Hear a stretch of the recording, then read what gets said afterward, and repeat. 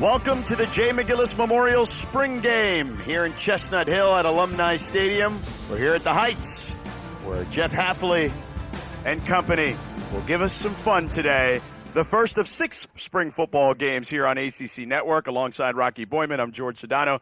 Kelsey Riggs will join us in just a second. So, partner, this BC Eagles squad, year 3 of Jeff Hafley, what do you make of it? Well, this is a 6-6 football team last year, right? So a couple of the areas of major detriment were, number one, they're missing a lot of explosion offensively. 12th in the ACC in pass yards per game, 12th in points per game. That's got to get better. And then also depth, especially defensively. You saw as the year went on, starters went out. The level of play wasn't quite where it needed to be. So those 2 areas, among others, were the major areas of emphasis that they worked on this year. All right, let's go down to the field with Kelsey Riggs, who's got the boss man, Jeff Hafley. Kelsey? Well, yeah, I was ready to give him a little bit of a hard time and say thanks for rolling out the red carpet with the weather. But now the sun is shining, guys, and we're excited about this, Coach. A lot of hard work in spring leading up to this. What are you looking forward to seeing from your guys? I just want to see them have fun. They put in all the hard work. A lot of families are here. Hopefully the weather stays like this so people come out. We just got drenched a little bit. I want them to have fun. They've earned the right today to come out, play with each other, enjoy each other, and just put a good cap on a great spring. We saw last year how different this team looks when Phil Jurkovec is on the field, what it means to you guys to have him out there, and was at about 50% last year. What have you seen from him during the spring? Well, he's healthy. That last game we were here, he could barely grip a ball. He had an IV because he had the flu. But the message there is it's bigger than him, and he made it about the team, and he came out and gave it everything he had. And we're trying to build it on that. It's about our team this year. We're not going to talk. We're not going to say what we can do. We're just going to go out and play with each other and let our playing speak for itself. A lot of changes to your offensive staff. You had hired a new coordinator and Coach McNulty, and then lots of other new assistants as well. So obviously the spring game is where we're going to get to see everything about what this offense looks like. Coach, in all seriousness, how excited are you about what you have going on offensively? I'm really excited. I really liked what our young guys did this spring on offense. We ran the ball really well, which was huge. We added some different things in the pass game, but you're not going to see much today. Maybe we'll put Mahogany at running back and let him score a touchdown. We like that, Coach. Enjoy it. Thanks for the time. Thank you. See you guys. Guys. All right, Kelsey, thanks. That would be fun to see That would Mahogany be. at Please running let back. that happen. Yeah. All right, let's take a look at this team last year, 6-6 record. They started off 4-0 and then hit some speed bumps, right? Yeah, and defensively, throughout the whole season, did a great job of covering the pass. You see 173.5 yards per game. That led the ACC. But got to get more sacks, more TFLs to help that secondary out. And then offensively, as we mentioned, just more explosion. This is a roster, I think we're going to see it today, George, that has playmakers on it. It's about getting them the football. And speaking of throwing them the football, Phil Jurkovec, obviously last year, a little dinged up, didn't play as many games as they would have liked, but what do you expect from him? He's a kid that when he's on the field and he's healthy, he's super impressive. 6'5", 220 pounds, has a cannon for an arm. Last year we saw him do a lot of this, running the football. So it's just a matter of him now adjusting to a new offense, but mainly, George, just staying healthy, learning how to run out of bounds, learn how to get down and not take those big shots. And there's a lot of great QBs in the ACC. Yeah. Now, Phil could be the best QB they've had here since Matt Ryan, but look at this list. There's a lot of good quarterbacks in this league. And everyone knows Malik Cunningham and Sam Hartman and Tyler Van Dyke. But I think Jeff Hafley thinks that if Phil Jurkovec can maintain his health, he can be one of the guys at the top of this list come the end of the season. Let's take a look at the format for this afternoon's game here from Alumni Stadium. So, partner, we're going to get a real game here to start, and then there'll be some situational stuff in the second half with the running clock. Yeah, first half will look kind of like a real football game, except for the tackling part. Then second half will be a lot of situational things. Yeah, it'll be fun to watch. I don't think there's any question about that. What do you try to accomplish, though, in this spring game? Number one, health, right? You want everyone to get out of here. I know Jeff Hafley's thinking about that, but I think it's also you want to see guys in a more of a game-type environment. How do they play? How do they respond? And it's just, again, all about when you get an opportunity as a player, showing that coach that you're the guy that deserves to be out there. Absolutely. And there's a lot of guys fighting for jobs, certainly, at this time of year. I don't think there's any doubt about that. So they're trying to cement their situation on this particular roster. So Jerkovic will start off here in the gun as we're getting started here at Alumni Stadium. New offensive coordinator, as you mentioned. It's the handoff up the middle to Garwo. Not much there. Now, they'll only play till a thud today. Nobody wants to get hurt, to your point. Nope. But, Garwo, he's their bell cow, man, for sure. He really is. He had over 1,000 yards last year in that Missouri game. He went for 175, I think. So he's not a burner, but a guy that's really, really runs tough.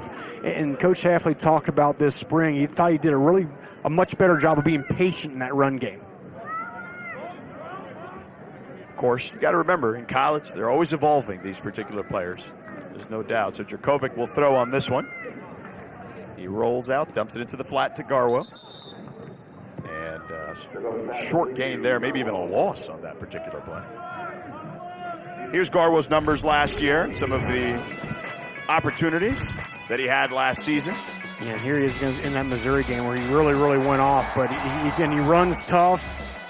5'8", 200, kind of hides behind that offensive line and then can burst out the last minute. It's just I think the compliment will be the run game and the new offensive line, which we'll get into as well. And then if Phil Jurkovec can have some explosion in this offense in the pass game, that's going to help Pat Garwo in the run game. And we got a 4 wide receiver set here for Jurkovic. A little pressure there, steps up in the pocket, throws, and it is batted away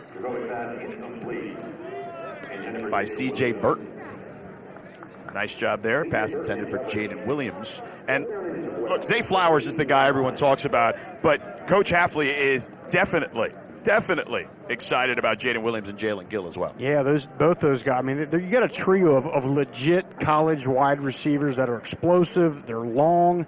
Jaden Williams, probably the fastest guy they have out there. Zay Flowers is electric. Again, we'll get more into him. And Jalen Gill is a fifth-year senior, so he brings a lot of experience as well. And there's Zay Flowers right there, fielding that punt. All right, so we'll have more action for you here from Alumni Stadium. The BC Eagles spring game continues in a moment. Welcome back to Alumni Stadium. George Sedano, Rocky Boyman, Kelsey Riggs with you here for the Jay Mcgillis spring game.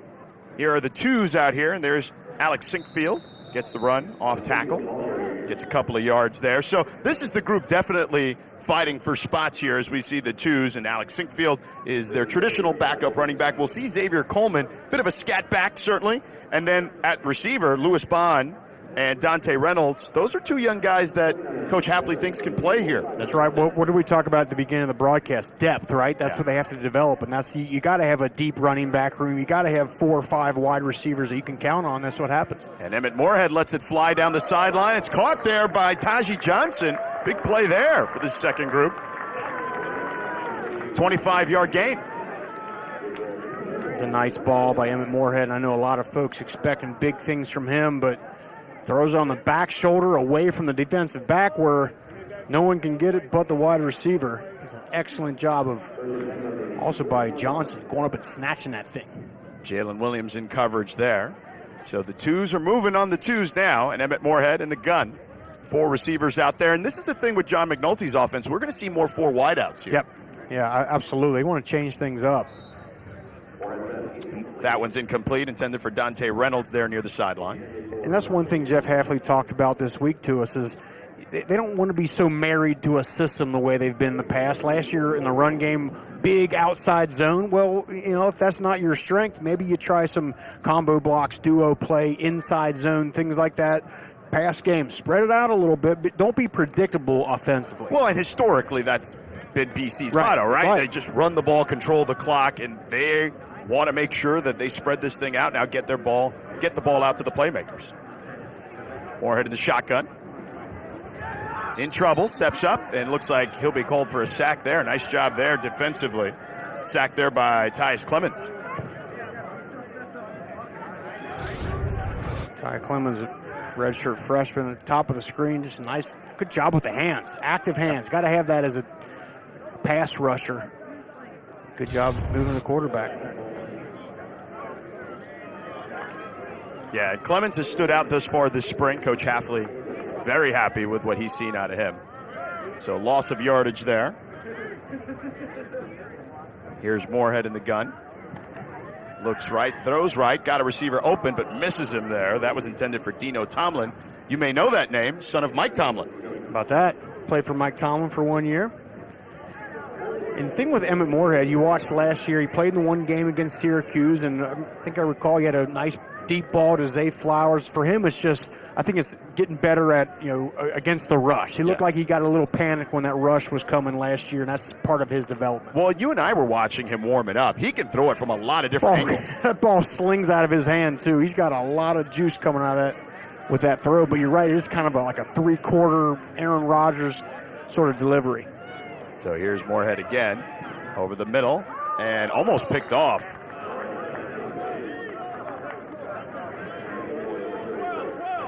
Not necessarily what you wanted to see there by Emmett Morehead there, but the twos moved it but couldn't convert. We'll have more from Alumni Stadium here in just a moment.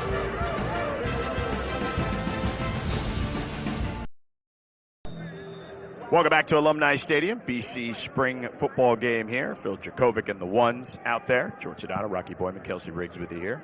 So here's Jerkovic.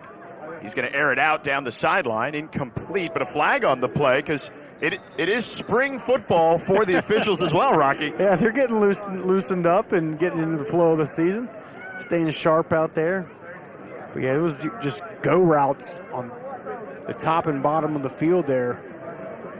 Jaden Williams got held, yeah. Call holding there. So Jaden Williams, the intended target. Hey, coming up next, spring football. The season rolls on. This is the first of 6 games here. Going to go to Death Valley next after us. Clemson's orange and white scrimmage, followed by the Carolina spring game at Kenan Stadium. Florida State's garnet and gold game at 5 Eastern. NC State's game at 7 in Raleigh. And then we'll cap the day with the Pitt Blue Gold game at Heinz Field. It's your chance to get a look at next season's teams before they open the season in September. So Jurkovic will keep here, and we'll pick up the first down. It's easy to pick up the first down when no one's going to hit you, though. That's right. But nonetheless, I think Jeff Hafley's happy to see him go out of bounds right there. Now, during the season, too many times he tries to turn that thing up and get an extra half a yard when you don't need that. Go out of bounds and live to fight another day. It's definitely better for him to be healthy because they're a better team when he's healthy. There's no doubt about that. Chris Banks, by the way, with the pressure there on defense. Taji Johnson checks into the game. He made that big catch with Emmett Morehead, so he's playing with the ones now. Looks like pressure coming. And play action there. Throw over the middle to Johnson is incomplete. Couldn't hold on.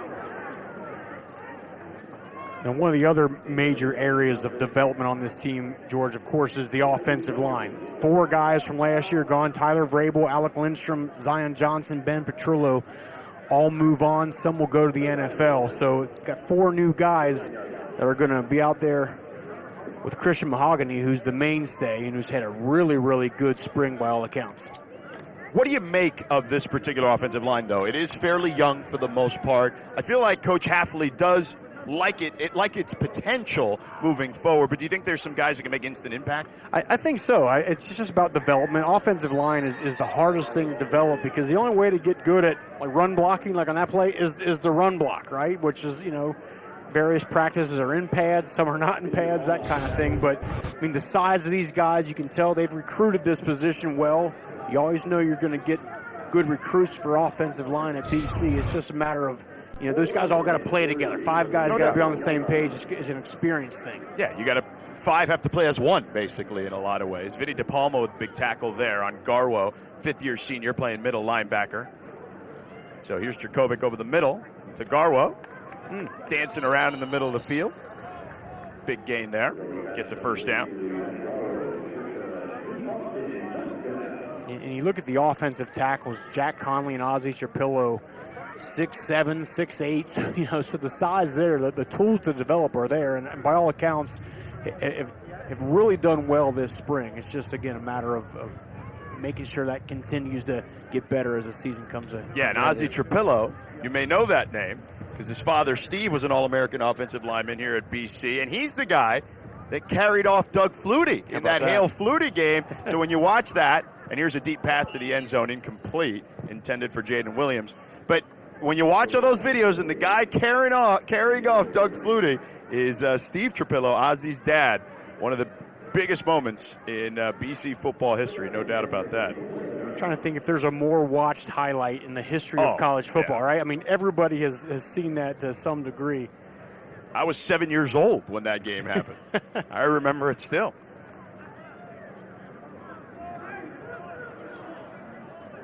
So Jerkovic here in the gun. Heavy formation here. So they hand it off up the middle to Garwo. Gets about 4 or 5 yards.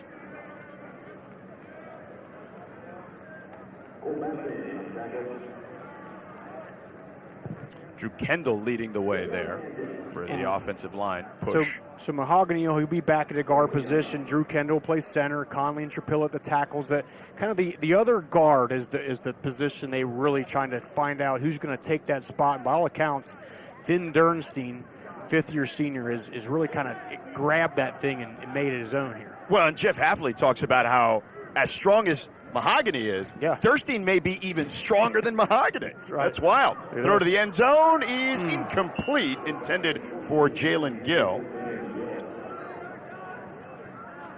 Josh DeBerry in coverage. Let's take a look at some of their top returners here for BC. Just a moment after this replay. It's a great job by DeBerry. He didn't have time to get his head turned back around, so he kept his eyes on the receiver and then brought the hands right up in between the two arms of Gill. That's textbook right there. That's textbook. That's exactly how Jeff Hafley coaches it. He has a lot of experience coaching the defensive backs in his history. You can tell. I mean, already in this spring game so far, there's been some great plays on balls that have been in the air. So here are their top returners, obviously Jurkovic, Garwo, and Flowers, who will only play the one series that we saw him in earlier in the game today. So Jurkovic, under pressure, steps up, flushed out of the pocket, off his back foot into the end zone, and it is incomplete. I thought he might have caught it for a second, but could not get a foot in bounds there. Jaden Williams, the receiver there.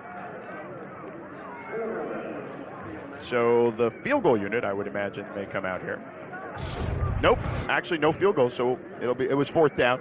So the twos will be stepping on the field. And they call that an off-platform throw. You got Jurkovic rolling to his left, away from his throwing arm. Did a good job of getting those shoulders contorted around and able to get some mustard on that ball. It was just well played by the DB. Yeah, certainly a tough pass there, off his back foot. Yep. But let's take a look at some of the top returners on defense as we look at the twos here getting ready to take the field. So Cam Arnold, Josh DeBerry, who we just saw a moment ago. Josh Woodby. In that linebacker position with Isaiah Graham Mobley moving on possibly to the NFL, that's going to be a spot that's got to be filled. And Cam Arnold, he's a guy, remember, he came here as a corner, played safety, and now he's playing linebacker, and he passes the eye test. I was looking at him before the game.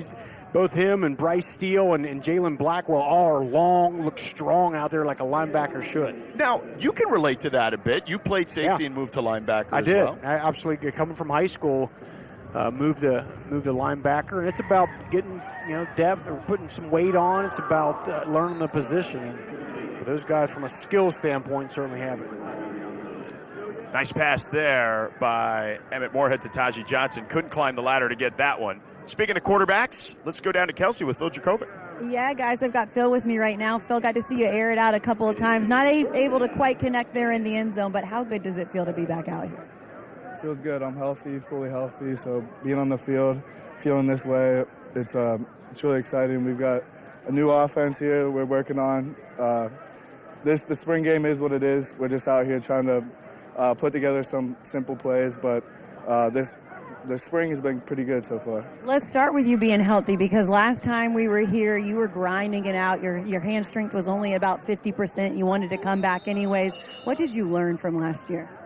That I can battle through stuff, like not being fully healthy, but still being out there on the field. Like, I learned something about myself, that I can battle through things. So to anything, that was a win. We talked to Coach Hafley, and he said you were already such a great leader last year, but this offseason he's seen you grow even more in that leadership role. Why is that maybe an emphasis for you, and is that something you feel like you've really grown on? Yeah, being the fifth year now, I'm the old guy. Everybody is going to look to us, all the old guys of fifth years. So it's time to be the leader of this team. How about offensively, Coach McNulty? I know you've gotten to know him pretty well over the last couple of months. What have you seen from him and really liked about what you guys are building? It's a good mixture of things in the offense. It's kind of a combination of different styles, and so what it allows us to do is get the ball to our playmakers. We don't have Zay out here, but we've got a bunch of good receivers. They're going to make a lot of plays. Your offensive line looks so different than it did last year. You've got Christian Mahogany back, but a lot of new faces on there. What's it been like kind of getting in the groove with those guys and seeing what they're able to give you during the spring? Yeah, they're a bunch of young guys, but they're all excited. It's a new offensive line. It's kind of a new team, so they're excited to make this their own, the 2022 offensive line. It's going to be different, but I know that they're all ready to go. Coach said maybe we'll get to see Christian run it in or something like that. Which offensive lineman would give us the best celebration if they scored a touchdown today and won? Christian Mahogs. He's gonna get it in. We're gonna get down to the goal line, and he's gonna run one in. All right, we can't wait to see it, Phil. Thanks. Thank you. Guys. All right, Kelsey. Hopefully we will see that, but here's the Phil Jurkovec timeline. Those are his 2020 numbers where he played most of the games, and then last year injured right wrist and then had to deal with the injury, came back from the injury and tried to play through it. But Coach Hafley told us, Rocky, that he only had about 50% grip strength when he came back, so it was tough to just play. And that tells you everything you want to know about that young man. Look, George, we live in the age of people opting out of bowl games and opting out of the season. Here's a kid. Boston College wasn't buying him for a championship, right? But he wanted to be out there. He was going out there 50%. He has the flu, and he still wants to be out there with his team. So, any coach will take that as a start. Now it's just a matter of getting him healthy, getting him into the flow of this new McNulty offense, and I think the sky's the limit. And it's fascinating because Coach Hafley talked about how great he is when he extends the play and how he sees things that other guys just don't see. Yeah, he told us during the week here, there's a couple times during the spring, he'll make a throw, and he's like, how did you see that? Well, it doesn't matter how, it's just the fact that it did happen. So that certainly gives Jeff Hafley a lot of confidence. Absolutely. I'm hanging out the Heights here at Chestnut Hill for the BC spring game. So Jerkovic in there, play action, looking down the field, throws towards the sideline. It's caught at the 45-yard line and gets into the defensive territory on the other side of the field. Nice job there by Lewis Bond, who's someone that Coach Hafley is pretty high on coming into the spring game. That's right, just a redshirt freshman along with him and Dante Reynolds. We saw him earlier. Good job, and that's a nice throw, dumping it over the head of the nickel and behind the safety there. So 25-yard gain there.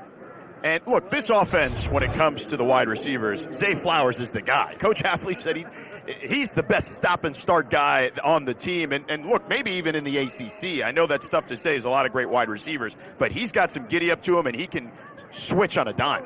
Zay Flowers is electric. He's just a different wide receiver. But that's the thing, George. They got to get him the ball more. Last year, only 51 touches. And for reference, I think he reminds me a lot of Wan'Dale Robinson, if you remember the wide receiver from Kentucky. Wan'Dale Robinson last year had 104 receptions. So Zay Flowers had less than half of that. You got to get the ball in his hands, right? It don't have to be a bomb down the sideline. Pitch it to him, throw a one-step, just get the ball in his hands and let him make somebody miss. Make him your Deebo Samuels. Correct. With the Niners. Correct.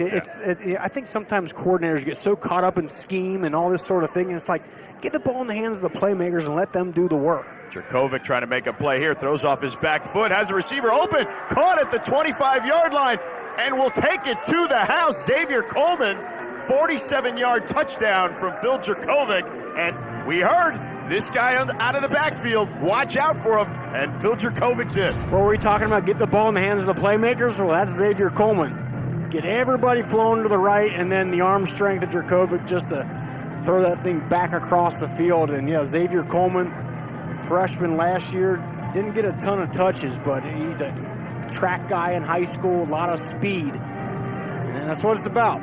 Spread that ball around, find ways to get it to your best players. Coach Hafley told us he has a knack for making the big play when we spoke to him, and you saw it right there. He is absolutely electric. The extra point is up and good. Let's go back down to Kelsey, who's with Alec Lindstrom, a little special guest for us here. Yeah, you guys, we're talking a lot of offensive line. Eric McLean, my friend, would be really happy to hear that. I've got Alec with me, as you guys mentioned. And first of all, what's it feel like for you to kind of be back and taking in this spring game? Yeah, it's awesome being able to be on this side, not playing, and being able to watch and have fun and talk to the guys and see the guys again. It's awesome, and seeing their face when they see me come back is a great feeling. Alec was just telling me how much he misses spring practice and misses spring games. But in all seriousness, you've been working out not far from here, and I know that you're getting ready for the NFL draft in the future. What's it been like, and what have you really been focusing on? Yeah, I've been lucky enough, our offensive line when I was here has always been together. So I'm working out with Tyler and Ben every day in Foxborough, going up, working with Coach Scarnecchia, the old Patriots O-line coach, being able to learn from him and kind of get better and put everything together right before I go to a camp and go to a team is unbelievable opportunity. Alec, take me back to the combine and some of the work that you've put in this far and just how you feel like you have, really progressed to get ready for playing at the next level. Yeah, the combine was an awesome experience, a great opportunity, and training for that is it was an experience. I'm an offensive lineman.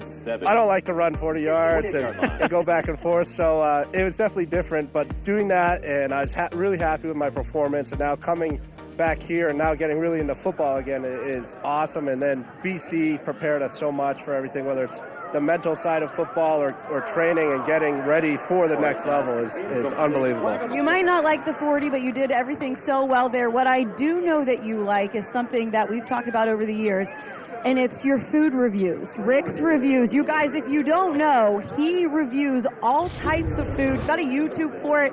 Is there anything that you haven't reviewed yet, food-wise, that is on the bucket list?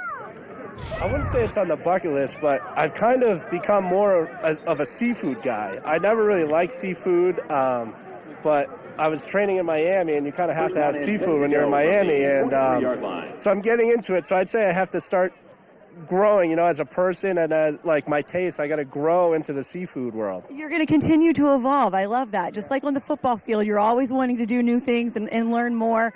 Let's talk a little bit about this offensive line because it looks a lot different than it has years in the past. You guys had this strong unit year after year. Now we've got Christian Mahogany holding it down. What are your expectations for these guys? I think they're going to do great, and I hope they end up doing better than we did. We had great guys, Zion, Tyler, Ben, me. We played together for 3-4 years. Ben played for 6 years, starter, but having Christian, we taught him well. He's going to be a great leader, and him himself as a player is unbelievable. And then the guys coming in, Jack has some experience. Drew is a young guy that's going to do well. Ozzie, and then Finn. Finn's a fifth-year player. It's going to be his first opportunity to get on the field. He knows the offense. He's experienced.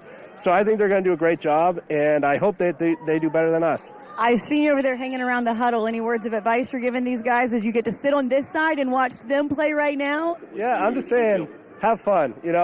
Like being able to play with the guys and be with the guys every day. You just got to have fun and enjoy that because, in a month or two, I might not be able to see Ben for 6 months, one of my best friends. And I'm just saying, enjoy your time together and just create that bond. And the biggest thing, you're playing football, have fun. Alec, we appreciate the time. I've certainly enjoyed covering your career here and looking forward to seeing what you do at the next level. Awesome. Thank you so much. Go enjoy it, guys.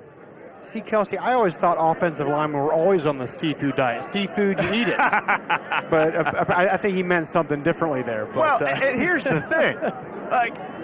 You played in Boston. There's some great seafood here. Now, listen, I'm from Miami, so I get that you're down there training and you're going to eat a lot of seafood. But basically anywhere up the Atlantic coast, you get great seafood. I mean, you can stumble, trip, and fall and hit a seafood place around here, right? I mean, come on. But no, Legal Seafood, Atlantic Fish Company here in the Boston area. Come on. No, but Alec, he certainly has an NFL career ahead of him. Tyler Linderbaum is probably the top center to go this year, the guy out of Iowa. Luke Fortner out of Kentucky is another good center, but I think Alec is in that top 5 in terms of centers that are going to go in this draft and probably somewhere in the first 3 rounds. Now he's got me thinking of seafood. Now when I get down to, I'm doing the Miami Spring game next week, I may go down to Joe Stone Crab or something, or Garcia's Seafood.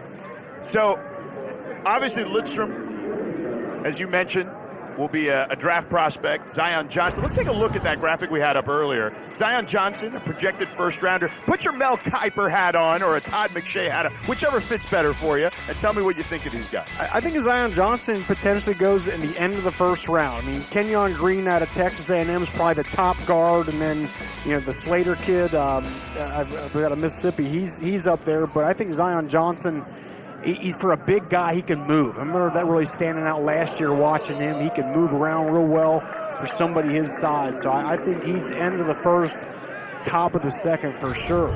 Tough catch there by Charlie Gordner. Nice hit here, too. That's how you play the thud, right? Yeah, that's an extra thud right there. Well, we had some rain earlier, so somebody wanted to bring the thunder, and the lightning. There you go. Obviously, Trey Berry, tight end last year, he's going to play in the NFL. He exits from last season, so Charlie will get some looks. Obviously, George Takix, the transfer from Notre Dame, he came in this spring, is another big body target for Jerkovic. Nice back shoulder throw there to Taji Johnson for the first down. So, let's take a look here again.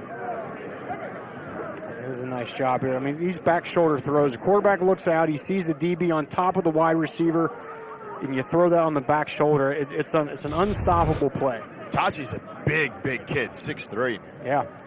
And that's the thing. I think a healthy Phil Jurkovec is going to show just how much talent is in this wide receiver room. We didn't get a chance to see it much last year, but if he's healthy, I think we are going to see. They've recruited very, very well at that position. Nice stab there by Alex Sickfield. That pass a little wide. He was able to catch it. Now, Emmett Morehead, we talked about him earlier, all the different arm angles, big cannon, no doubt. But when you talk to people around the program, they say he's going to be the future quarterback, but he has some growing to do, certainly, at the position. Yeah, he certainly does. I mean, he's got the tools. You got to have that to ever want to grow into a great quarterback, but he's 6'6", he's 230 pounds, so that's there. He's got the arm, that's there. It's just a matter of him, as I said earlier, being more comfortable with that rush in his face. That's the thing that stuck out to me watching him last season. See, but that one right there, that's a smart play. Yeah. Receiver covered, throw it out of Throw bounds. it out of bounds. That's right. And live to fight another day. So we'll live to fight some more here at the BC Spring Game at Alumni Stadium. Should be a fun one here. Two sides trying to battle for some spots. Be back in just a moment. Hands off. Levy finds a hole. Finds the end zone. Touchdown for the tie. Harrison Mevis got it in the overtime. To the end zone. Flowers is open. Touchdown toward the end zone. And that is intercepted. And Boston College is going to win this game. A wild one there. Biggest BC win last year. Got them to 4-0 for the first time since 2007. And look, this team, as we talked about, as they throw to the end zone there, incomplete. This team had a great start to the season, and then the injury bug just caught up to them. Yeah, I was on the call. I was standing right here for that Missouri win. That was a huge one.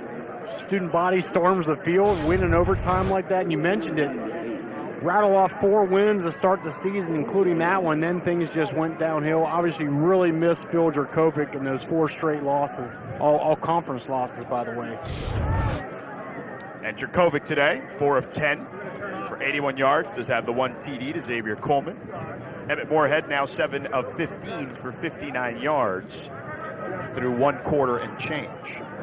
Jeff Hafley told us yesterday, he said, just talking about Emmett Morehead, he makes me want to be here for a long time. In other words, he knows that the cupboard isn't bare when Phil Jurkovec moves on. And that speaks highly of Emmett Morehead. There's Morehead lofting one near the end zone. Nice catch there by Dino Tomlin. Out of bounds at the 1-yard line. Are they going to say it's incomplete? We're going to get a replay here? A challenge, coach's challenge? Yeah, the right foot was out. Could not get it in. That was still an impressive throw there by Morehead. Good job with the wide receiver seeing the ball in the air and contorting his body and not losing focus of it.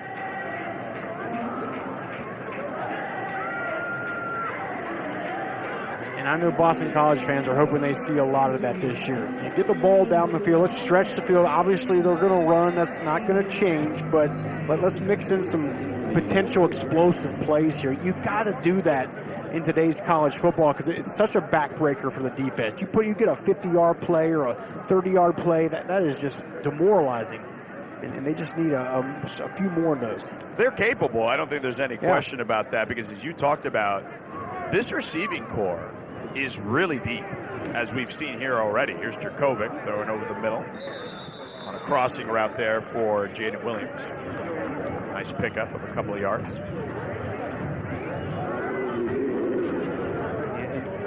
it's just like as we talked about, variety. Just add a little more variety to this offense, not be as predictable, and I think that's really going to help him. Speaking of that deep receiving core, the number one man on the depth chart, Zay Flowers, is with Kelsey.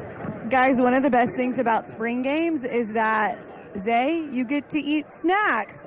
Zay Flowers with me now with a handful of fruit snacks, and then I just asked him, do you like gummy bears as well? And tell everybody what your answer was. Show me. Right here. I keep them everywhere.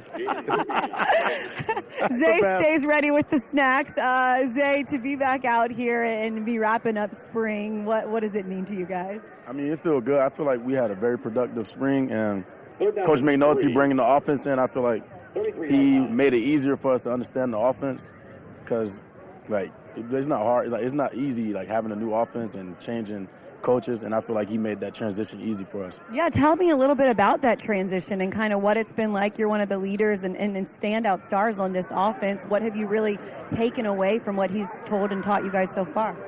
I mean, he coached a lot of great players like Larry Fitzgerald and Quan Bolden, and he just gave us, like, examples of them, and it's easy when you got guys, like, in my room, like, they just follow you whatever you do, so if I work hard, they're going to go with me, and Mahogany got the O-line, Phil got the quarterbacks, Pat got the running back, so I feel like we all just made it an effort and put it in, and it's coming along very well. The end of last season was so tough for you guys, especially with Phil's injury. I know you took so much away from him wanting to come out and battle back, but how hungry has that left you guys with the way things ended last year? I feel like me and Phil and the whole offense didn't get to show what we really can do, so that made us, like, even more hungrier to come out this year and put on a show for everybody and show that we more than just an average team. Postseason recognition for you, third team All-ACC last year. I know that your sights are set on even more this year. We've seen you as big plays, Zay, plenty of times. What can we expect to see this year? I think you just got to watch and see. I think it's going to be a good year. And then last but not least, your quarterback, Phil. What has he meant to this team, and how high are your expectations for what you guys are going to be able to do together?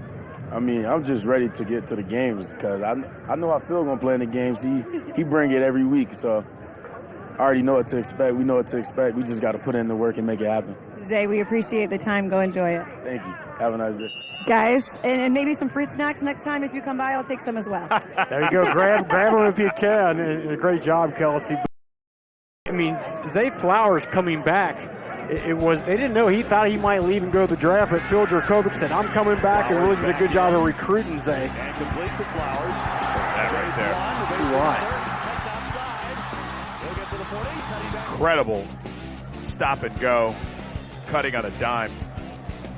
Yeah, it's just his ability to just contort his body and make plays. We've said it before, but it's get the ball in his hand. Just find a way to do it, no matter how you do it, and let him make the moves. You see what he can do.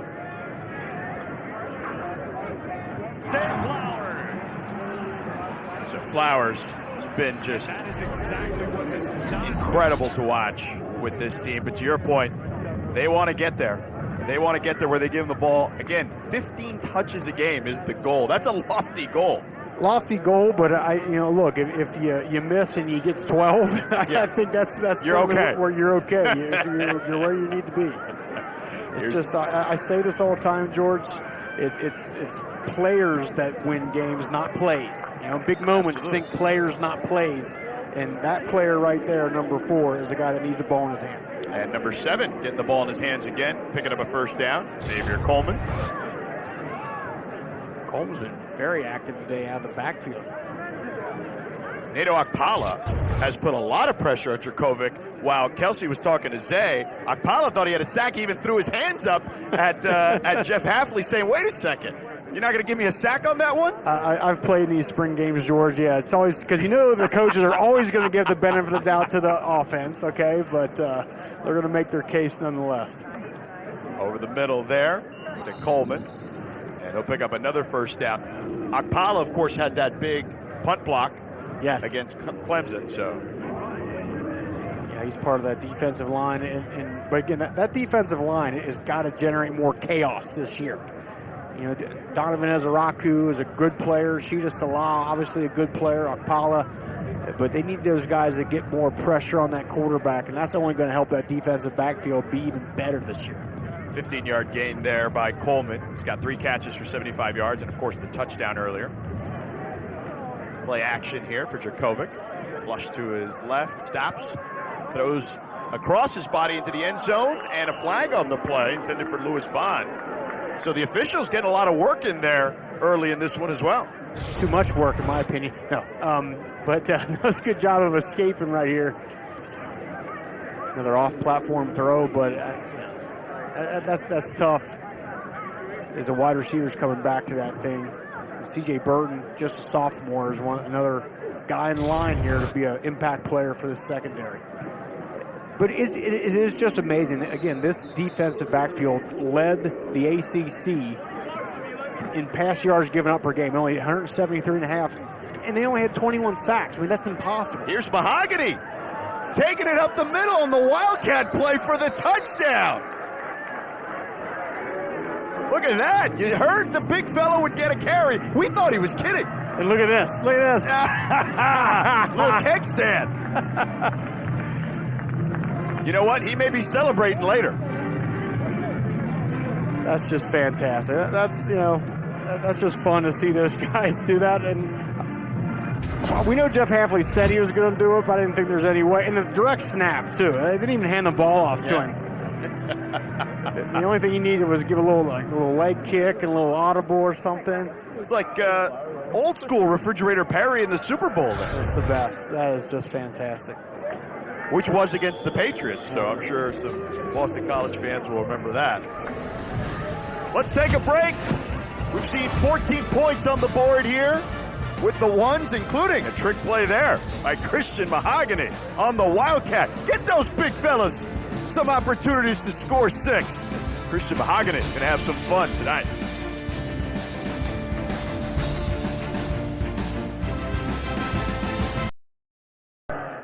Boston College head coach Jeff Hafley getting the fans involved here. The weather is cooperating, and we just had another touchdown scored, you guys. Kelsey Riggs standing on the sideline right now with Christian Mahogany, the offensive lineman, who just punched it in. Christian, how did it feel? Felt great. I've never done that in my life, so shout out to Coach McNulty and Hafley for letting me get that done in my last spring game, so it was very fun. And Christian was just telling me it took a lot of time, a lot of practice to execute. How much time? Yeah, just one play. One take, that's all it took for us to get that done. So I'm glad we got it in, and it was a blast. One take wonder there, and maybe you'll get to do it again in the regular season. We'll see. But can we start also with where that ended? Can we go back to the celebration and what we saw? Yeah, we saw a good old keg stand with me and the old lineman. My brothers, we practiced that one time too as well on Thursday before we got it in. So it was a great celebration, I felt like. I'm sure that's something that has never been practiced in real life. Christian, we'll leave that alone. Tell me a little bit about this offensive line. You have a lot of new guys with you this year. You were such a solid unit for such a long time, but the expectations, I know, are still really high. Yeah, definitely still really high. All these guys right here I stand next to every day. They work their tail off, and we go to war, and that's what it is, being an O-line, being a big dog under Coach Gooch, and we're going to have a great season, I feel like. Got to talk a little bit with Zay and Phil about Coach McNulty and what he has brought to this offense. What have you seen from him so far that has really impressed you the most? Explosiveness, the run game, we love it. Just vertical, get vertical, win, dominate, and that's really about it. Spring football, I know, is hard. It's a grind to get through and to get to this point in the spring game. As you look ahead to the regular season, what are the expectations for this team? A lot of wins. That's definitely on our mind. We want to win. Last year left a bad taste in our mouth, so we definitely want to prove to the country who we are and what we're going to do. Christian, before I let you go, what was harder, taking that direct snap and punching it in, or the handstand at the end? The handstand. Christian Mahogany, thank you, guys. All right, Kelsey. Now, look, I don't know if you agree with me or not, partner, but I think the best thing in football is the big fella touchdown, okay? Whether it's a defensive lineman that gets one stuck in his belly, runs it in as an interception or picks up a fumble, or you get this from Christian Mahogany, right? When you score a direct snap, a little wildcat action, and then you get a little keg stand celebration. See, but it's the theatrics you get out of a big man touchdown, right? They're so excited. They never get to touch the ball. They get yelled at if they touch the ball most times, and then they finally get the chance to do it, and they're just so excited. And Christian Mahogany is a fantastic athlete. You saw it. And that play capped off a drive of 9 plays, 75 yards, 5 minutes and 9 seconds. And Mahogany with the 2-yard TD run. Jerkovic, by the way, on that drive was 4 of 4 for 37 yards. Now, he mentioned Coach DeGuglielmo, new offensive line coach, tons of experience, 2-time Super Bowl champion with the Patriots and the Giants. What is it like to have a guy like that leading the charge for this particular group? DeGuglielmo, you're talking 30 years as an offensive line coach. He's been with the Patriots, the Giants, the Jets, the Chargers, so his experience level. I mean, he's got the pelts on the wall, right? He walks in the room, every kid's going to say, okay, this guy knows how to coach offensive line. I'm going to listen to him. So the experience factor is just tremendous. And he just looks like an O-line coach. Oh, of course. I mean, he's got the look. There's no doubt about right. that. Here's Sinkfield up the middle, breaking some tackles, picking up the first down there. And just on Mahogany, I mean, Coach Hafley was telling us this week, he's like, as a former defensive guy, I want to make him a 3 technique. He's like that athletic. He can move like that, but it's just, he's truly the man right now on that offensive line. And he's seen getting some more instruction there by Coach Goog. Coach Googs looks like he may have done a few keg stands in his day, too, I think. I would imagine so. No stranger to that. Maybe that's where they learn it. Maybe that was worked in practice. Days. You never know. Worked it in. So here's Emmett Morehead. We got Tomlin in motion, but we got flags on the play. Full start on the offense. Let's take a look at the schedule for this season for Boston College. They were 6-6 last year. When you look at this schedule, ACC is tough. Tons of parity, obviously. How do you see this thing potentially shaking out if they have relative health? I think early on you see some winnable games, and then obviously getting the meat of that schedule. What's Clemson going to be? You have to imagine they're not going to have a down year like they did last year, going just 10-3. Wake Forest, they get, Hartman comes back. Then you look at the end of the season at NC State, at Notre Dame. So you're talking, NC State probably one of the top teams in this conference. And you go back-to-back 2 tough opponents late away from home. That's tough. What's a successful win total for them? I mean, putting you on the spot. Yeah, I think 9 wins. I think is what you want. Does this team do they have the juice to do that? I think it potentially is there. Got to have some things go the way. Jerkovic has got to stay healthy and take that next step. Offensive line has to gel. So there's some factors there, but I think you like it's at least promising here at this point. So first down here for the twos. Here's Emmett Morehead. Throws it near the numbers, and it's caught there by Taji Johnson, who's getting a lot of work in today. And he's a big target, so I'd throw it to him too. Heck yeah. And it's just great to see some of these guys that aren't maybe the starters come up and have big days. And that's a nice catch. You see strong hands, didn't let Williams rip that ball out. 14-yard gain. That's 4 catches for Taji for 55 yards.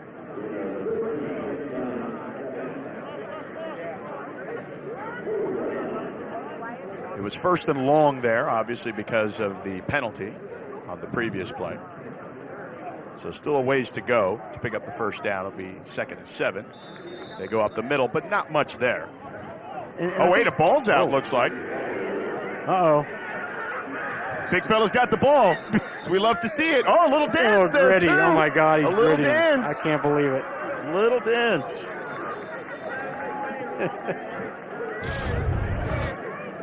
Let's see what happens here. That was a nice job of getting rid of that block.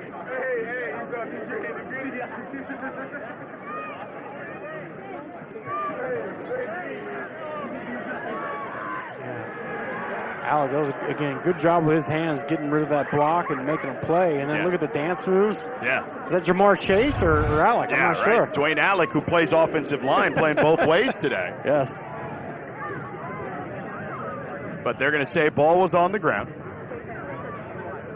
Or the knee was down, pardon me. Nice pass here towards the sideline, and they're going to say it's caught. Yeah, inside the 15-yard line, down to the 12. 26-yard gain there. Another guy we've talked about, Dante Reynolds. Shot down the sideline. Good job with the concentration in the air. Jalen Williams in coverage. Yeah, that foot was down. That's a great catch. 26-yard gain there. And Reynolds has 3 catches for 40 yards so far in the spring game. The more explosion they can get out of the pass game, the more they'll be able to lean on what's traditionally their strength, which is their O-line and their run game. But if you don't get any production outside, teams stack the box. They know the run's coming. They stay ready for it, and it inhibits your ability to really establish a run game. That pass a little too wide for Taji Johnson. This is the first of 6 spring games today. And don't forget, tonight, the Huddle crew will have highlights and analysis from the day's 6 football games here on ACC Network. Our coverage starts at 11 p.m. Eastern, 8 Pacific, right here on ACC Network and the ESPN app after Pitt's spring game. And, of course, our own Kelsey Riggs will be hosting that, doing double duty today. That's a teammate right there. Now, Kelsey, she may have a beef with you and I because the weather wasn't necessarily cooperating pregame today. No. And the minute there was a drop, you were like, hey, Kelsey, we're going to go upstairs. We'll see you later. And I was like, I know you played linebacker, but you played fullback for me there because I followed you down that hole very quickly. The minute there was a raindrop, these guys disappeared. We were sitting out here, and it was okay. Like, is it going to rain? Is it not going to rain? We took one photo. Credit to Rocky. I mean, he must have had the weather app out and known that it was coming because we take one photo, and I turn around. My guys are gone, and the rain's coming down, y'all. I don't know. I don't know what happened. I'm just saying. We didn't even stick around to dap you up. We just kind of tapped you on the shoulder and kept it moving. It was 100% a wave on the way into the tunnel to shelter, and that was before it even got bad. You know, I was talking to Coach Hafley before, and I just walked over and looked at him with this face like, oh my gosh, it is pouring rain. Every time I come to Boston College, it's raining or snowing or something. And he looked at me and he said, who do we have to talk to at ACC Network to go to the indoor facility? Can we just move everything right now? Luckily, guys, we didn't have to because it is a beautiful day right now. Kelsey, look, after I crossed age 40, I'm done acting tough, okay? Yeah. I'm just not even going to act like it anymore, so we head for the hills. 26-yard field goal is good, so the twos get on the board. We'll have more action. 3:44 to go here in the first half from Alumni Stadium.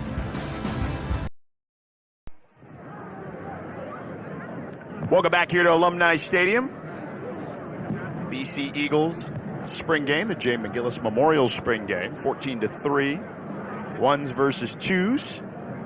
And this coaching staff on offense, but a lot of changes. We talked about Coach Googs earlier on the offensive line, John McNulty.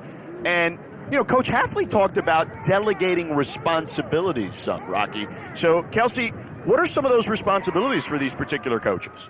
Well, one of the things I think all the coaches are going to be excited about what they just saw right there is Phil Jurkovec just delivered a dime, though. One of the things that Jeff Hafley told us was offensively, he wanted to figure things out and maybe kind of learn to grow and evolve. And Coach McNulty came in late. He didn't get here until early February. And he said one of the things that he wanted to do was figure out a way to get the quarterbacks more coaching. And he said, look, it's hard to be a quarterback coach and be an offensive coordinator. He says McNulty has a great relationship with all these guys, but they actually took what is listed as tight ends coach Steve Shimko, and he's kind of made him a little bit more into the quarterbacks coach, you guys, which we thought was really interesting. He talked about how, you know, now McNulty has the opportunity to walk in and out of these other rooms and get to know those players and really have his hands in all parts of the offense, while Shimko, a former quarterback and former quarterback experience coaching himself, has really kind of locked in with this quarterbacks group. And Rocky, you know a lot about what happens in and out of those meetings, and I'm sure that's really valuable to have somebody like that in there with Phil Jurkovec as they're getting to learn this new offense. Well, you're right. The quarterback position, guys, obviously is such a complex thing these days. There's a lot going on. So you need a coach with you there all the time just to talk through everything. And with McNulty, he's got to be in the wide receiver room. He's got to have a relationship with the offensive line, so he's bouncing around. So I think it's a smart move to get Shimko, has experience coaching that position, get him next to Phil Jurkovec every day and get inside his head and keep helping him learn. And it's really the same for a lot of first-time coaches, almost regardless of sport. I've covered football, I've covered basketball, and what happens is first-time coaches, they try to be too hands-on. Yes. And you can't do that. You got to be able to delegate responsibility. You got to build trust in some of these guys on your staff. Well, you're right. I mean, last week I did Louisville's spring game, and Scott Satterfield did the same thing, right? Brought in some new offensive guys, and he even said, look, as a first-time coach, you finally get that big job you've always wanted, and what do? You become a control freak, right? You want to do everything, and you just can't. So part of the process for a head coach is learning how to delegate, learning who to trust, and I think you're seeing that here with Jeff Hafley as well. And that was something that Jeff Hafley told us that he was trying to do himself too, right? We know him as this defensive-minded guy, and in the first 2 seasons, he was very involved in the defense. And he said when he stepped away from him this year, he thought this offseason maybe that he should find a way to delegate more, to y'all's point right there, and make sure that he's doing even more with the offense. One of the things that I've loved in covering Coach Hafley the last couple of years is you just hear how reflective he is, and he's so open and honest about, hey, these are things that I think I could do better. These are things I think will help our program. And so that's something that he said he's really tried to have his hands on is, hey, I don't need to be in every defensive meeting. I need to be the head coach of this program. And that's kind of the change I think he's trying to make this season. Great. Thanks, Kelsey. And Connor Lighton there missed that 52-yard field goal attempt. Recapping the whole thing. But how great. You get a whole day of football, right? You love the ACC. You love football. Just sit back on the couch, kick the feet up, and check out a bunch of spring games. Here's Emmett Morehead airing it down the sideline, incomplete, a little too strong there. Intended for Dante Reynolds. Kelsey, don't get a ticket driving back to Bristol, though. You guys, it's only an hour and a half, so I think I'm going to have time to get back, take a nice little nap, hang at the house, watch the rest of these spring football games, and then go to the studio tonight at 9 or 10 o'clock before this 11 o'clock show. But it is exciting. It's definitely a different feel with spring football than a regular game, but just to kind of see the progress that these teams have made. And there's so many teams today on ACC Network that, not that we have question marks about, but that you're excited to see what they're able to do. And starting with Clemson and DJ Uyunglele that we'll see in this next kickoff at 1 o'clock. Taji Johnson making a big catch there for a first down, a 20-yard gain. Well, and that's the other thing, too, is it's nice to have some normalcy back, right? Like, we're not meeting with players via Zoom. And all Jeff Hafley talked about. This is his third season, the first time he's had, kind of a normal spring, so it's a good thing. And Morehead getting it rolling now. Catch there by Dante Reynolds. He's at the 30-yard line. Catches it by the numbers. These wide receivers are saying, look, there's only one football, but you're going to have a hard time figuring out who to throw to because there's a lot of guys showing they have some talent. That's a great thing for Boston College.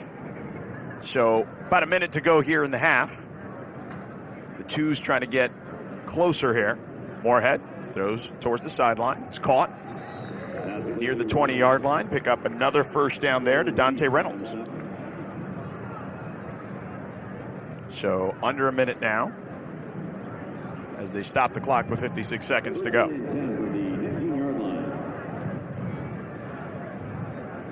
Ball on the 19-yard line here. Taji Johnson at the bottom of the screen. They like to go to him a lot. And Morehead looking that way. Nope, over the middle. Incomplete. Intended for Dino Tomlin.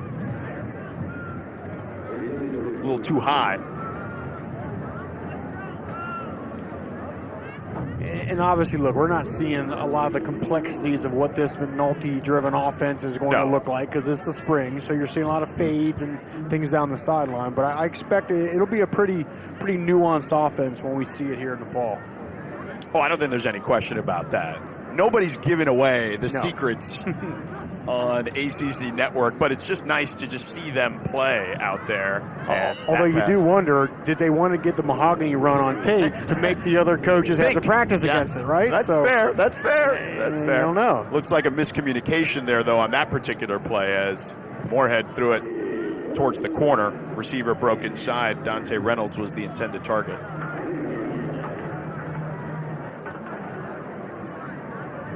I think if you're Emmett Morehead, you like to cap this drive off right before the half with a touchdown. And coming up in just a few moments here, we'll have the Mcgillis Award presentation. Jay Mcgillis was a starting safety for Tom Coughlin back in the early 90s. Battled leukemia, and they started the J Fund in his honor. Not a great pocket right there for Mahogany. No. Throw that one away. And there is Jay Mcgillis there, number 31. You see him there with his teammates and Tom Coughlin. Strong safety back in 1990. And Woodby is the recipient this particular year. So we'll have that presentation coming up. Here's a field goal attempt of 36 yards. It is no good. Wide left. So looks like we are running down the clock here to get to the half. Field goal kickers, probably the one aspect that have not been so great thus far. That's right. Yeah, they've been a little short in that aspect. But other than that, I think we've seen a lot of good things. We've seen some great catches. A lot of. We talked about depth at the beginning of the broadcast. I think we've seen the wide receiver depth and what that can be early here in this first half. Yeah, I'm excited to watch their wide receiver group some more in the situational drills in the second half. And look, even the running backs too, because I think that Coleman was fantastic in that first half. Garwo probably won't play very much moving forward, but he's certainly the bell cow when it comes to their offense and their running game.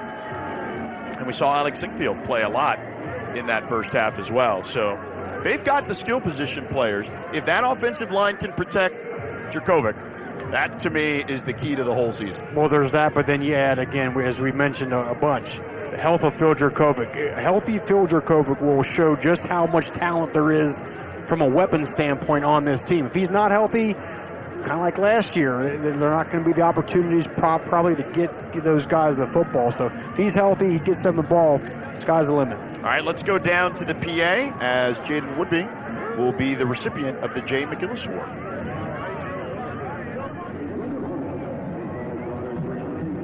There's the Mcgillis family. We're having some troubles with the PA. Jaden Woodby, the recipient. Woodby, fifth-year senior from California, St. John Bosco, a powerhouse high school in Southern California. And he's one of the leaders, obviously, on this defense. And just an incredible kid when you talk to everybody around here. Yeah, I mean, you see the production, too. Last year, 56 tackles, 3.5 tackles for loss, couple interceptions, couple sacks. He's out there making plays for that defense. So we'll have some more action coming up for you. It'll be situational in the second half for the BC Eagles. And Kelsey will talk to Jaden Woodby, the recipient of the Jay Mcgillis Award here at the Jay Mcgillis Spring Game here at Chestnut Hill. Welcome back to Alumni Stadium, the Jay Mcgillis Memorial Spring Game, and there's Jaden Woodby receiving the Jay Mcgillis Award, and he's with Kelsey.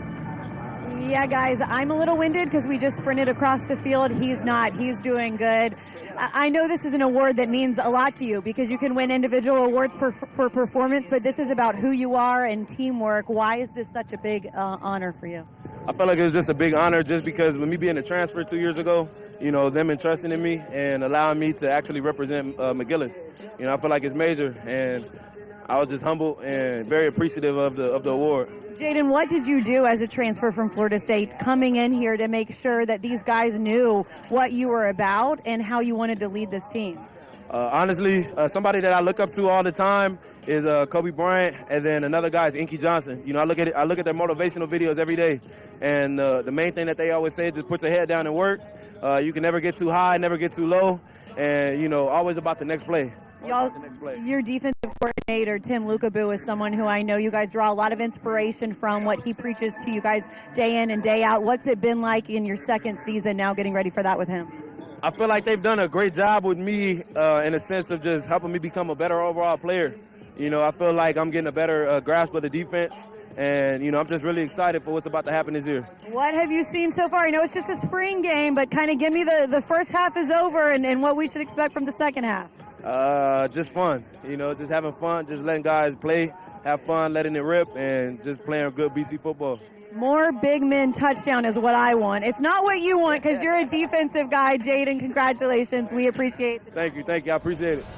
We will have more on the Jay Mcgillis Fund after this. Right now, live from the Jay Mcgillis Memorial Spring Game at Boston College. Welcome back to Alumni Stadium, Jay Mcgillis Memorial Spring Game. There is Jay Mcgillis, strong safety here at BC. Started 10 games in 1990 for Tom Coughlin and company. And Coughlin, in his honor, started the Jay Fund, as you see, assisting families with children battling cancer. Have helped over 5,000 families, Rocky. Tremendous, just tremendous. I mean, you talk about all the great things college football gives people. I mean, this is one of them, right? A fund, over $15 million donated, 5,000 families. That's just tremendous. Just incredible stuff. And, of course, the website, tcjfund.org. fun day here for us here at Alumni Stadium. Christian Mahogany getting the direct snap for the touchdown, the keg snap, the keg stand. Second half coming up in just a moment. Welcome back to the Jay McGillis Memorial Spring Game here at Chestnut Hill, BC Eagles. So first half we saw traditional game type, spring game type. Now we're going to see situational stuff here from both sides. Matt Reevy at quarterback. Now, you may know that name.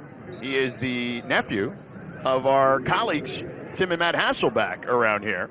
Yeah, that name, that is BC royalty right there.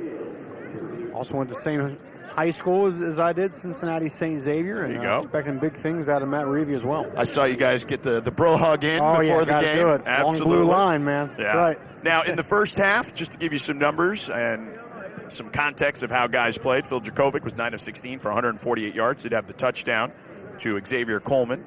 Emmett Morehead, 13 of 29 for 149 yards. Dante Reynolds, 5 catches for 58. Taji Johnson, 5 catches for 81. Alex Sickfield had 8 rushes for 36 yards. And I mentioned Xavier Coleman had that touchdown. He had 3 receptions for 75 yards, 4 carries for 24. So on offense, when you look at the first and second teams, who stuck out to you, Rocky? Well, obviously Taji Johnson stuck out. He had a tremendous first half. And you look at him, long, 6'3", 210. It's like, my God, we definitely got to get this guy the ball. And now you're seeing him actually produce in a game-type environment. That's a very positive sign for Jeff Hafley. You mentioned Xavier Coleman, another explosive guy that, as we've discussed, get the ball in the hands of playmakers. Okay, they found a way to get him the ball. He had a couple rushes, had the long touchdown.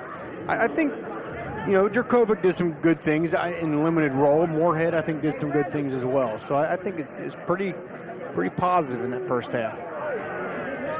We got a new quarterback in there now, Dalen Menard.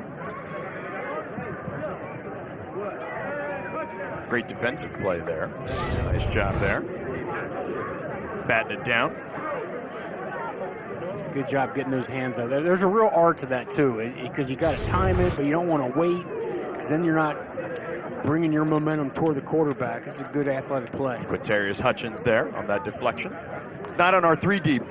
We're getting deep into this now. That's right. That's what it's all about. Yeah. As we do situational here. So it looks like most of the first and second team will get a break here. And there's Reevy back in there. Pass to Jacob Kraft. You may know that name as well, as his grandfather is the owner of the New England Patriots. I've heard of that guy a few times, especially around here. Robert Kraft. One of the hands-down best-run organizations maybe in pro sports. So. Oh, absolutely. When you think of some of especially when you think of the last 20 years or so, it's got to be the Patriots. I think the Spurs are probably up there. They have 5 championships in that stretch. So they're right up there. There's no doubt. And Reevy escaping there, but they'll call him down at the 40-yard line near the line of scrimmage.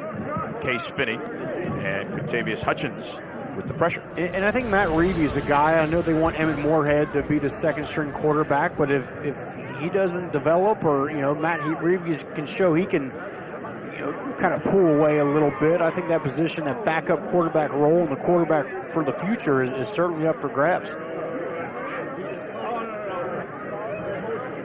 Big day of football, as you saw there just a moment ago. 6 spring football games. You nailed it earlier, partner. You can just sit on the couch today. Yeah. You can actually get yourself ready. A little spring football home viewing experience. You get the grill ready, get the chips and dip ready. Maybe you go a little French onion. Then in the second game, you try a little chips and salsa maybe, or guacamole, Look, they say practice makes perfect, Absolutely. right? These players are getting practice in. We talked about the referees are getting some practice. We're getting some practice, Absolutely. And you as a fan should do the same, okay? Yeah, you got time, by the way, if you're just watching this. You still got 5 more games, so if you don't got enough food at the house, you can run real quick. You can listen to us. You can stream the ESPN app through your vehicle, perhaps, and keep us tuned in, locked in. Well, these days they got that Uber Eats, right? What are the kids That's doing? true. They order it. That's true. You can't order it. Yeah, that's a big thing. Have them delivered. Have the food delivered. We got a false start there. Or will it be offsides on the defense? A lot of penalties in this spring game.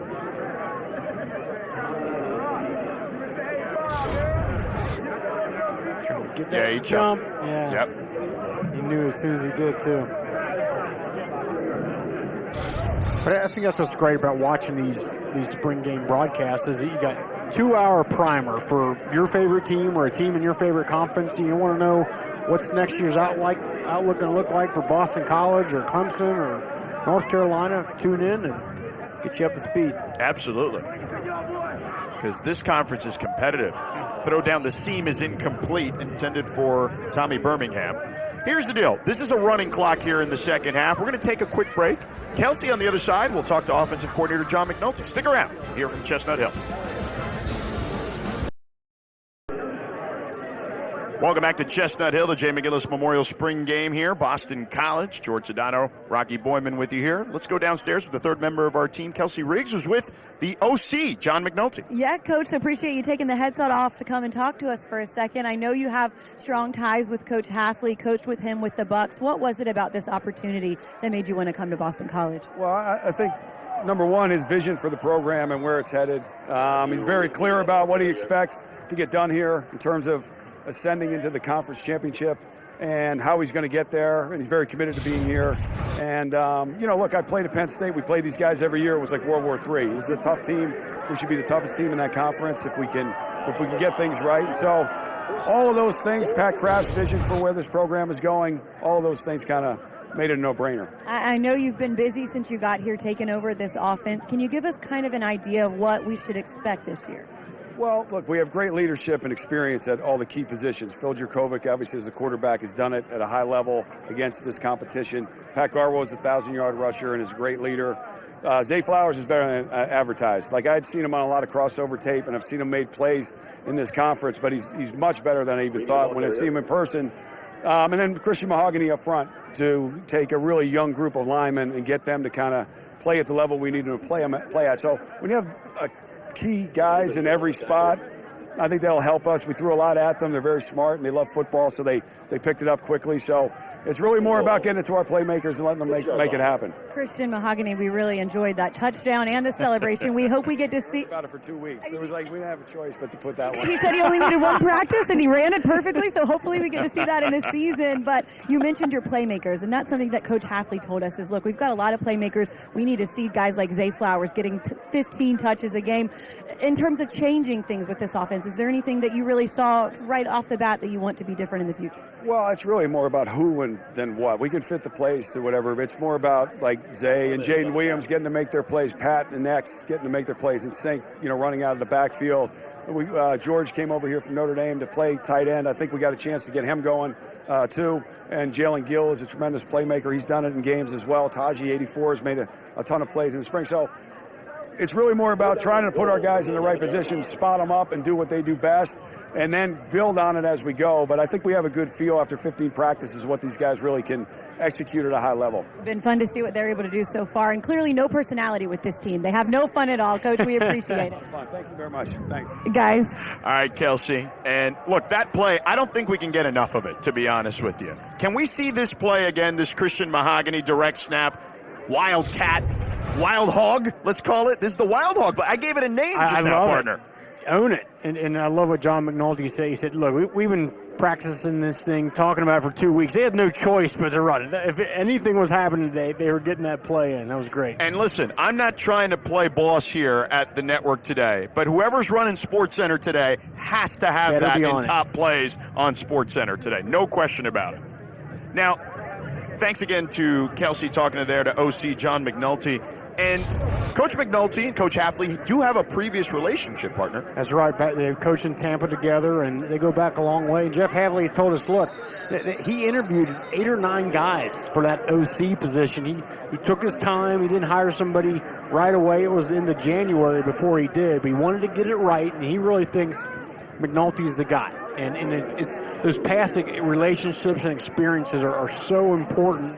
You come across a guy along the way and like, wow, that guy really knows what he's talking about, and you kind of put that in the back of your mind, and then the day comes you need to hire an OC, and that's what you do. And Kelsey has assured us that tonight on The Huddle at 11 o'clock on ACC Network, the mahogany play is getting in. Nice. See? We had someone on the inside. She's made an executive decision. I love it. Here's a pass into the end zone. Incomplete. Batted away there by Owen McGowan, the linebacker.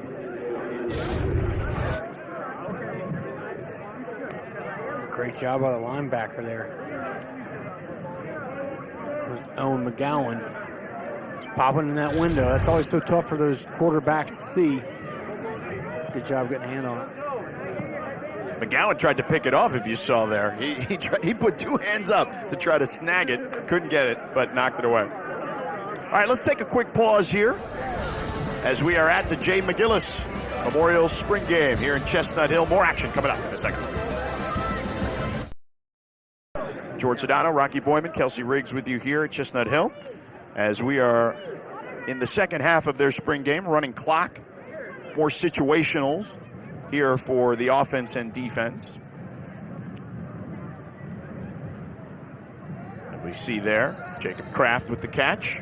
And just going back real quick, it's going to be interesting to see what shakes out with that quarterback position at Clemson, because DJ Uyunglele, I mean, obviously phenomenal, 6'4", 250, unbelievable tools, and he had a bunch of wow moments, but then a bunch of times it's like, God, why are you missing that? That kind of thing. So I think Klubnik has an opportunity, being one of the top dual-threat quarterbacks coming in. Maybe he can unseat him. That'll be an interesting battle, but nonetheless, they got to get better, consistent play out of that position at Clemson.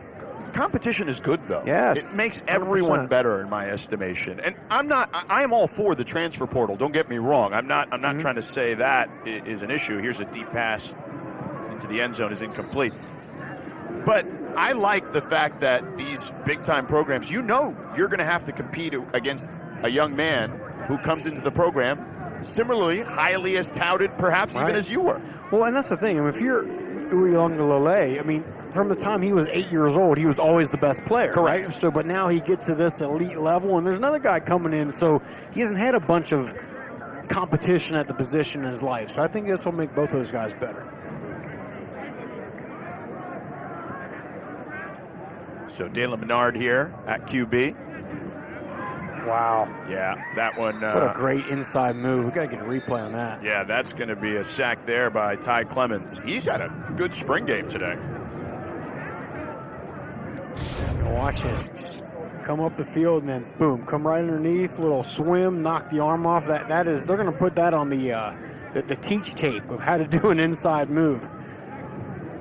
Get the club and swat and swim, as they call it. Yep. Came down on that arm. That was great. Kevin Klein beat on that play. And Dwayne Alec is playing defense today. I mean, he's an offensive lineman by trade, but he is playing defense. They're testing him out there today with the second and third teams.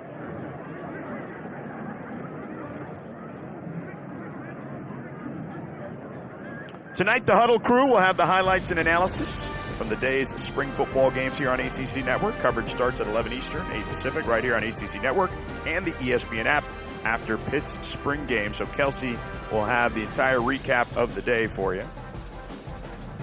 And looks like they're going to, I mean, I'm not trying to tell you what the coaches are doing, but Dwayne Alec Jr. looks like he may be playing defense. He was an offensive lineman. I mentioned Jack Ness earlier, also switched positions.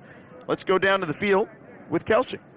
Hey, guys, I've got another defensive player with me now. It's Vinnie De Palma has run over from the other side. I appreciate you making the sprint over here. Vinnie, we were just talking a little bit about spring. You're a fifth-year guy. You've been through quite a few of these. What are some of your big takeaways?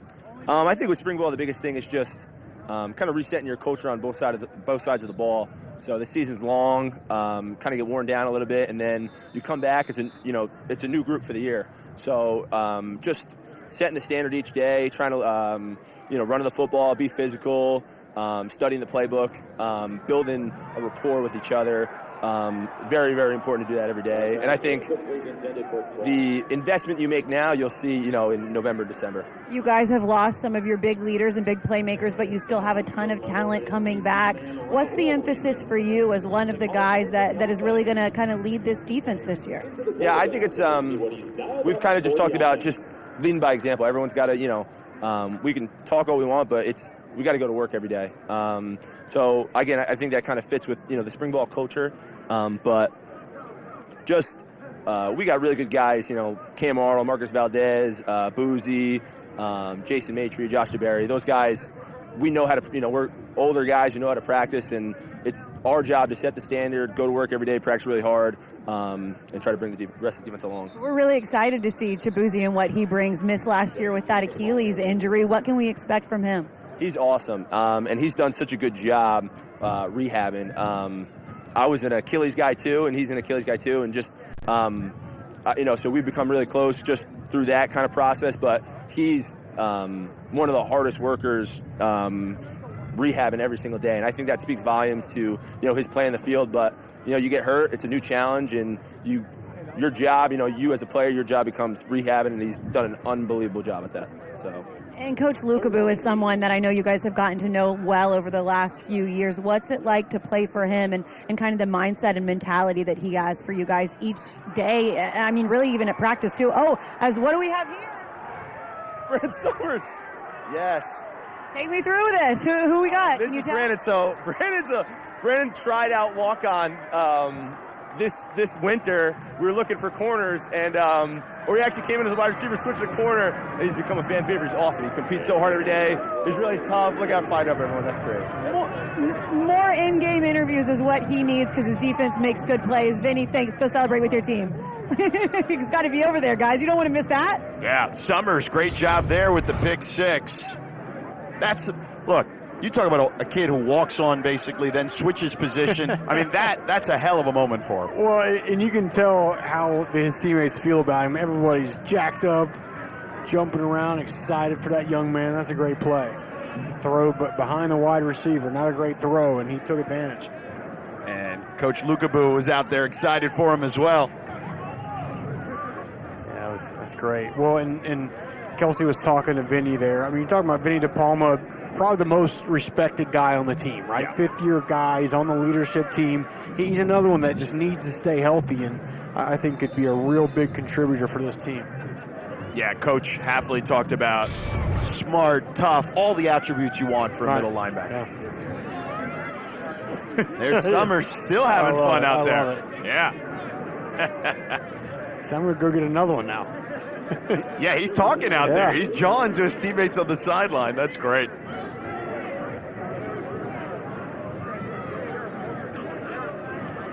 Jack Brandon in at quarterback now. And they test Summers there. Summers is like, Brandon's like, okay, you want some? Come get some. There you go. Jacob Kraft with another reception. They're going to go right back at him. Not going to be defeated. Good job. Back foot hit the ground, hits the open receiver, get the ball out of the hand. It's good. Keep the trains running on time when you're the quarterback. That's right. And that's the thing about the quarterback position, George, is at this level, everybody's talented. Everyone can make a bunch of wild throws. They get one there. Nice play there. Did he get the foot in? Yeah, he did. Nice catch there by Luke McLaughlin. That was a great throw right there. But just to finish my thought there, it's the quarterbacks who can make that kind of throw all the time are the ones that make it. And Summers wanted that heat, and they're bringing it to him. You're going to test him. Didn't like him. Offense didn't like having him get the pick there. That was a great ball, too. McLaughlin, by the way, the veteran kind of quick little jab there with the palm to give himself some distance. Do they go for him a third time? Let's see. They're going at him again into the end zone. Is it? Still haven't put. There it is. Touchdown. Touchdown there for BC. McLaughlin with the score. So Summers got the pick six and then got picked on. They said we're not going to let that stand, and we got to come back at you. And that was a great couple passes there and finishing with a touchdown. Yeah, great job here by Jack Brandon to Luke McLaughlin. And again, this spring game, tons of action. We're going to wrap it up. We got 9 minutes to go here on a running clock here from Chestnut Hill. Welcome back to the Jay Mcgillis Memorial Spring Game here in Chestnut Hill at the Heights. George Sedano, Rocky Boyman with you here. The third member of our team is going to give us perhaps the most important update of the day here. Kelsey, what do you got? Well, first of all, I'm so glad that I did not make that last tackle on the play because it came right for me, guys, and my job is to avoid it at all cost. I know that you guys are going to let me know if anything happens behind me right now, but I know the spring game, we're really looking forward to seeing what the offense it looks like, how's Phil Jurkovec. We've gotten a lot of good updates. I have another one for you guys did we get a touchdown there? No touchdown there. So close. If we did, let me tell you who would be the first person over there. Zay Flowers ran over on that last touchdown to congratulate his teammates. I got an update from Zay, though, guys, because the fruit snacks, he's had 9 so far, but Zay didn't come back for nothing. He's a goal setter, right? He has high expectations. He said the goal is to make sure that he gets in at least 10 packs of fruit snacks, so he's on his way to grab another one right now. I mean, that's why he's able to do what he does. He sets goals and he achieves them, guys. So you figure there's 10 snacks per pack, 90 fruit snacks? 90 fruit snacks. Wow. Hey, and he he's a didn't growing share kid. any of them, which is really the problem that I have now with Zay, is that I have not had any fruit snacks. But Zay's going to have 10, you guys. Not only is he a pro-level wide receiver, but a pro-level snacker as well. Got to be multifaceted this way. Absolutely. And by the way, Kelsey, we would tell you, but I don't know if you could trust us after we ditched you earlier before the game. Correct. You know what I mean? Yeah, I know. You guys were in and out on me so quickly. I didn't appreciate that. I've had to put on another jacket. I'm just turning into a rainbow down here with all the colors. Luckily, it's not the rain jacket anymore. It's just, we're going to do a shoe shot. The kicks. This is my favorite Kicks part. look good. I didn't even ask for that, Strong. you guys. I didn't even ask for that. I'm just here at Boston College too often, I think. They probably are like, this is the Boston College Reporter. I have no problems with it. I'm happy to be here at BC anytime, especially when the sun is shining. Well, the weather here has been all over the place. We got here, it was cloudy. There's a big run here, still going. Now they'll blow the whistle by Andre Hines. The weather was cloudy like this when we got here, a little windy, a little chilly. Then the sun came out. It got hot out here. The rain was in between all that. And it's been all over the map. So, Kelsey, you have been a trooper today, for sure. Well, guys, I'm so excited to be out here with y'all. It's been a really fun day, and hard to believe that spring football is wrapping up and that before long, gosh, we're going to be toe meets leather and the real thing. And I can't wait to see what Jeff Hafley and this team were able to do in their third year here. And such a big deal to have Phil Jurkovec and Zay Flowers and so many of these other guys back this year. And I think it's especially, Kelsey, and great job, a great year for this conference. I mean, such parity in the ACC. I mean, who had Pitt defeating Wake Forest in the championship game last year? It didn't happen. Nobody. Right? So this is a conference that is up for grabs, and I know Jeff Hafley is really confident his team can maybe be in that mix. And let's take a look at BC's schedule this upcoming season. I know you said that 9 wins would be excellent for this team. It's early on. They've got some opportunities to put some wins on the board, and then it gets tough for sure. It does. And I think Louisville is going to be a really good team. They get Malik Cunningham back for his third year, and that's always going to be a tough game there. And then, as we talked about, end of the season in November at NC State, at Notre Dame. You close out a couple pretty tough games. Yeah, ACC is really competitive. I'll be at Miami's spring game next week. Tyler Van Dyke, as we talked about quarterbacks earlier in the game, I mean, he's as good as there is in the country at the moment, particularly in this conference. This conference is deep at quarterback. I'm curious to see what Mario Cristobal and that group do. Cristobal coming from Oregon, coming back home to a place he won 2 championships. I mean, that's one of the major storylines of the entire college football conversation, right? Because Miami's been down for a couple years, a lot of, five win seasons, that sort of thing. 7 wins, I believe, last year. It's can he get that program built back? Can you get the recruits? Can you get some juice back in that program? That's going to be a big thing to follow. For almost 20 years, we've been talking about when will Miami be back. Mark Richt had it rolling there for that one season with the turnover chain, that a big win against Notre Dame at home that particular year, 41-8. And then we got to throw in the end zone. Do we have a touchdown? Yes, we do, but a flag on the play. Zay Flowers. There he is. Zay Flowers giving Luke McLaughlin more love. Got to be careful he doesn't lose those snacks, though, that he's got tucked away. Let's take a look at this pass one more time. McLaughlin's been a guy that's really shined here lately. Look at that. Great catch. Great concentration. That was good coverage. Quarterback put the ball down low where only he could get it and came up with it. Jason Scott in coverage there. So continuing with the ACC Coastal Division, I mean, Virginia Tech, obviously, going through some changes as well. Yep. There's been a lot of changes in the coaching ranks in the ACC. There has. I think another big storyline with this conference is Florida State. When you talk about a program that's been down for a couple years, can Mike Norvell get that thing turned around? I believe I read they have one of the top recruiting classes for whatever that's worth. It's just now a matter of developing some of those guys. If you are Florida State, Florida, and Miami, I know Florida's in the SEC, you're going to get talent. Yeah. Just being in Florida, can you develop that talent is the question. That is the question. I do think, though, I mean, there's so many good schools in Florida. I mean, FIU, FAU, UCF. You're competing for a lot of these same guys. Now, that's a very fertile ground when it comes to talent. But, yeah, it's always about the programs that can get the recruits, then have the coaches that can develop them. That's the ones that take the next stride. To your point, though, in the heyday of those big three Florida schools, those other schools were not really around. And we didn't mention South Florida as well. And we got a little reverse here for the touchdown. There we go, and a score there. Jacob Kraft. Yeah, Jacob Kraft on the reverse there. And those schools have now cannibalized the big three as far as their depth is concerned. That is the thing, exactly. And what is the difference with Georgia and Alabama? Why are they always on top of it? Because their depth is so good. Their first frontline players are top, but then the guys that are coming in and relieving them are some of the best. So I think that's the challenge for the Florida schools, Miami and Florida State specifically. So Jacob Kraft scores there on the pop pass. So that'll do it. And there's Mahogany loving it. And everyone loved it, including the boss man, Jeff Hafley, who's with Kelsey. Coach Hafley with me right now. He's just taking in the music that's playing as soon as we're starting. And the first thing you said to me was, I told you Mahogany was going to do it. You didn't think, you didn't believe me. He did it, and then the celebration was pretty spectacular, too. Can we see more of that during the season? I told you Mahogany was going to run the ball. You thought I was joking, but I've never lied to you guys. Just trying to give you a heads up. I didn't see the celebration. I'll have to check it out afterwards. Maybe we'll do it. Maybe we won't. Team's got to figure that one out.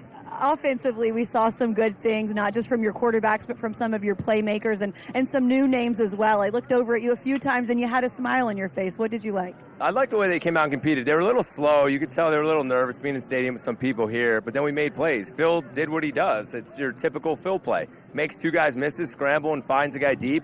I thought Emmett threw the ball really, really well. We didn't run much. I mean, we were pretty simple on offense and defense. I think that was important. I probably could have called a few more sacks, but I wanted to have some fun today. Love the way they competed. Love the way they played together. It's a really fun group to coach. Coach, you talk a lot about building a culture here at Boston College, and obviously you see that a lot in the fall on Saturdays, but the spring is where the work is really put in. What's your biggest takeaway of the growth of this team from the spring? Each year's a new journey. Each year's a new team, right? So last year's done. Who are these guys going to be? I just like the way they came together. They play hard together. They do it for each other, and they practice really hard. We're young and don't have much experience, but these guys are going to fight, and that's why I love coaching them. Coach, we've had a ton of fun out here today. Appreciate you keeping the rain away for the entire practice here now that we had, and look forward to seeing what you guys do in the future. All right, Kelsey. Guys. Coach Hafley there. So, Rocky, we saw Jerkovic play pretty well. We saw Emmett Morehead play pretty well. Receivers were fantastic, I thought. What stuck out the most to you today? I think you mentioned the receivers. And as we've talked about a bunch during the broadcast, there's a lot of talent here. We saw it today. We saw some depth, a couple of things they needed to see. And now it's just, again, a healthy Phil Jurkovec can really highlight how much talent is in that room. It's got to happen for him. And then I think then you mix in the development of the four new offensive linemen. I thought it was a good day for Boston College. And, of course, with John McNulty as the offensive coordinator, he's going to want to spread it out more in contrast to what they've done here previously. So with that wide receiver group, every guy is going to probably get some opportunities. I just think as a coach, I always say it, but it's a matter of you don't have a scheme and say, hey, this is what we run. No, where are you talented at? Let's now you design the scheme around your talent. You look on this team, there's a lot of talent at receiver. Got offensive line is strong. Got a good quarterback. So develop your scheme around that. I think that's what John McNulty is going to make a priority to do. And let's take a look at some of the big plays from earlier today. We've got a number of scoring plays to show you here. And some explosive stuff. Nothing more explosive than the big fella, Christian Mahogany, with the wild hog. Yeah, Jeff Hafley said we were going to see it, and we did. And this is just a Phil Jurkovec play. Scrambles around, off his back foot, throws across the field. Perfect pass to Xavier Coleman. Xavier Coleman is a speedster, and to your point, Jurkovic, that is the typical Jurkovic play. And here's McLaughlin. Nice play there. Another wide receiver making some plays for the Eagles here today. Just an excellent day for the wide receiver group. Jeff Hafley got to be pleased, though, with what he saw today. I think so. Look, it looks like everyone got out of here healthy today. They did a bunch of good things. Obviously, the work is not done. They'll take a few weeks off. They'll come back for summer workouts and things like that. And before you know it, partner, it'll be time for the fall. Absolutely. Maybe one of these guys that we saw today will be on that Eagle Elite wall with their number retired here in Chestnut Hill at Alumni Stadium. A fantastic day. It smelled like football. The weather was footballish. We got all sorts of weather today. Sun, cloudiness, rain. It was all mixed in. We didn't get snow, but we got a lot of it in, and we got some great football for you as well. To watch this entire game on replay, as well as other games on our family of ESPN networks, download the ESPN app. This has been a presentation of ESPN, the worldwide leader in sports. For Rocky Boyman and Kelsey Riggs, I'm George Sedano, saying good afternoon from BC's Alumni Stadium. Don't go anywhere as Spring Football Saturday continues here on ACC Network. Clemson, Dabo Sweeney and the young men there will be next on the docket with Roy Philpott, Eric McClain, and Katie George bringing you all the action and excitement. We're signing off here.